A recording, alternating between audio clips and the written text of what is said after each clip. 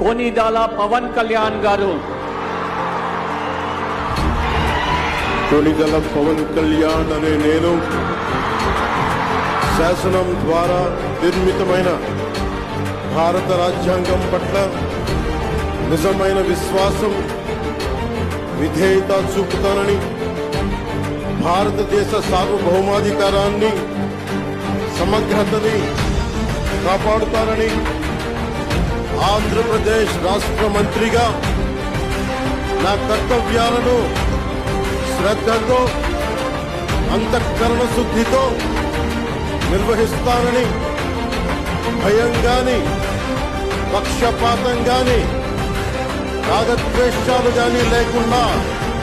రాజ్యాంగాన్ని, శాసనాలని అనుసరించి ప్రజలందరికీ న్యాయం చేకూరుస్తానని దైవ సాక్షిగా